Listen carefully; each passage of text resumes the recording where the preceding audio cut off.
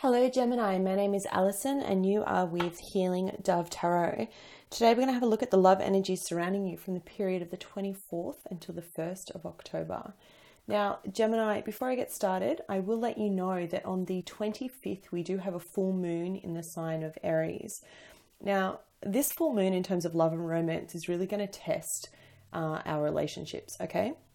It's going to challenge you to kind of really look at your thoughts. And if you've been feeling a little bit scrambled lately and leading up to this full moon, this is the reason. There could be tension in the air about new commitments, and I definitely see new commitments for you here. Could be tension in the air about your past. There's just a lot of tension at the moment and you're feeling a little bit unsure. This is really due to the fact that Aries is challenging us to really look at problems that have arisen in our past, and it's in particular like problems caused by addiction, problems caused by judgment, prejudice, anything like that can have a negative impact on you and on your future. This is really a time of trying to get an understanding of the role that you play in relationships and arguments, okay? So if you find yourself in this kind of energy in this situation, the advice here or the invitation is to ask yourself, should we be competitive or compromising? Right? So is this really worth, the fight? Should I be having this argument? Is it really worth it, or should I just let it go and walk away? And there's another really good question that's like, can we two work together? Like, can we work together? Whether this is your past or this is your future. And then finally, for those that are in new commitments, and I definitely see that here, it's really about, should we boldly express our feelings and our needs, or just delicately talk about the things that we need? And only you are going to know, right? Each time there's a yin and a yang to everything. And I feel like with this energy that's around you now, and I even see Aries in your reading, you're really going through transformation, okay, when it comes to love this week. Just bear that in mind. It might not apply to you, but I wanted to mention it to you anyway. All right, but let's get started with your reading because it is a cracker. At the bottom of the deck, we do have the Three of Swords. Okay, so I feel like for some of you, I don't actually feel like this is a breakup or a breakdown. I feel like it's the opposite. Underneath, we've got the Hierophant and we've got the Sun. So I feel like, and the Chariot. And I'm pretty sure your reading last week was just about all this happiness that's around you. The Sun is that happiness, right? The Hierophant speaks about commitment, and the Three of Swords speaks about heartbreak, challenge. Now, I did mention that we have that challenging energy around us. You're coming into the period with the Three of Swords and the Hierophant. So for me, it feels like it could still be a challenge around something from your past or past commitment that you had, or potentially about making a new commitment. And what I see for you here, Gemini, is that there is definitely a new commitment for you on the table, okay?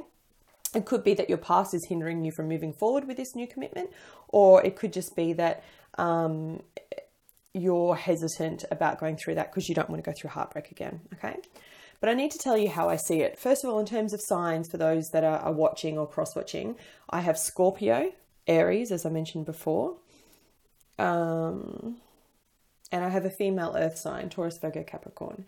As you know, gender's fluid, and this is a general reading, so try not to hold on too much on the signs, but that's what I'm getting, okay? You start off this week with Death coupled with the Queen of Pentacles. So right on that full moon, as I'm doing this reading, the energy for you is about transformation. There could be someone new that you've just literally started something new or wanting to start something new, because I have the Fool coupled with the Two of Cups. This speaks about a relationship, okay? I feel like there is someone that's very earthy around you, that's got very grounded energy. And look at how this sits, quite beautiful. Literally shows like the Fool, the Two of Cups, this connection, the Fool's walking towards this earth sign. Do you see that? So I'm getting that there's this really, and if they're not actually of that sign, if they're not a Taurus, a Virgo, or Capricorn, I'm getting the feeling that they're very grounded in their energy. They make you feel very grounded, okay? By the weekend, I've got, this energy of the Six of Wands, the Two of Pentacles, and the Three of Cups. So I feel as if like you're over juggling your past and your future. You're just wanting to be successful in the future and celebrate with this new person in your life. If this is applying to you and this does resonate, I feel like you're slowly moving on more and more mentally from the past and the things that have held you back. Okay. Now, for those that are completely single and watching, I am getting a brand new connection in love, okay?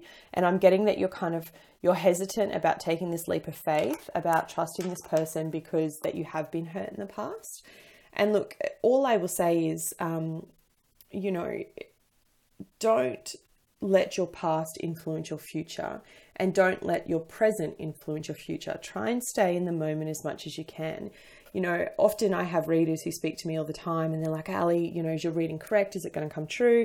You know, you said this would happen and that would happen. How often are you correct? Are you ever wrong? And I am correct. I'm correct at the time when you're watching this reading, but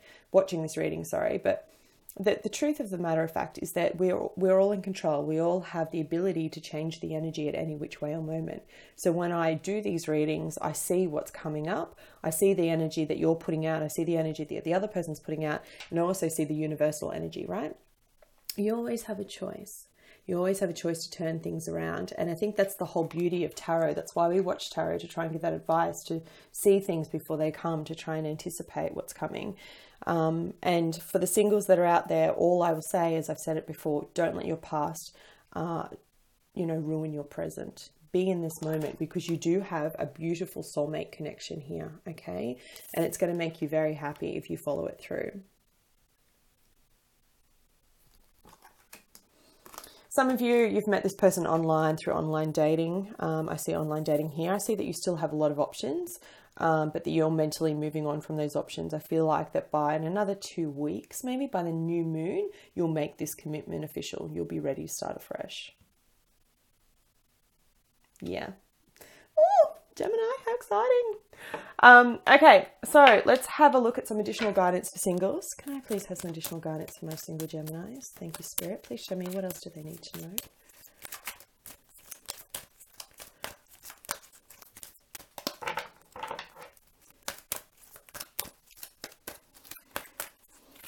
Additional guidance for Geminis. There it is. Blossom. Yeah, beautiful.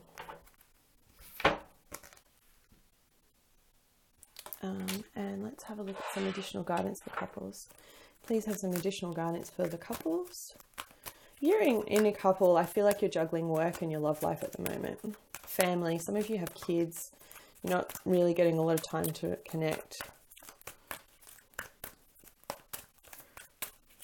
Please show me additional advice for Gemini couples from the 24th to the 1st of October.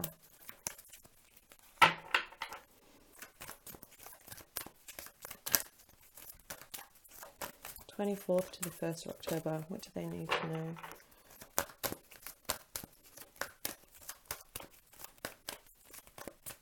th to the 1st of October.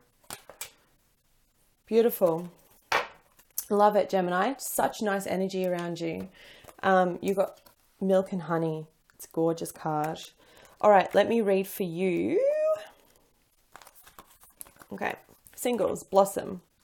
And in traditional tarot, this is representing the tarot card of Judgment. Okay, so it speaks about, can speak about reconciliation, but it's all about personal growth. And a few of the key words are awaken, transform, stretch, possibilities, direction, and growth. And it says, matters of the heart are much like flowers. In the bud stage, the relationship is in a state of potential. It requires loving care and attention to help it grow, develop, and bloom. The people involved in the relationship must be willing to trust and open themselves to each other. With the proper amount of nurturing, the relationship will blossom and bring beauty into the lives of those involved. It's time for you to nurture the potential of your relationships. New life and love are waiting for you. Isn't that beautiful? It's exactly what I was saying before about this connection and saying not holding on to your past. Like, just nurture them, just go with the flow, be in the moment, be in the present. Gorgeous. And for couples, we have Milk and Honey, almost the last card in this particular deck. I really like this card for relationships. The key words are the taste of prosperity, opportunities born of authenticity, nurturing abundance, and trusting that your needs will be met. But the meaning is just gorgeous, right? You ready? Look at that rainbow. Sensuality, connection, and passionate romance between lovers, sweet moments of understanding, and love among friends and family are all here for you to savor now. Your heart's calling will be answered. Let your thoughts and feelings be sweet with gratitude, and you'll be nourished with the honey of abundance. Gemini, wow. Like, that's just gorgeous. It's just, like I said to you last week, there's all this beautiful happiness around you. You're abundant, you're feeling sensual, you're feeling happy with your partner, you're celebrating with your friends and family all around you. Gorgeous week. I love it. I hope you do too. Please hit the like button if you do, and I'll be back with you next week. Take care.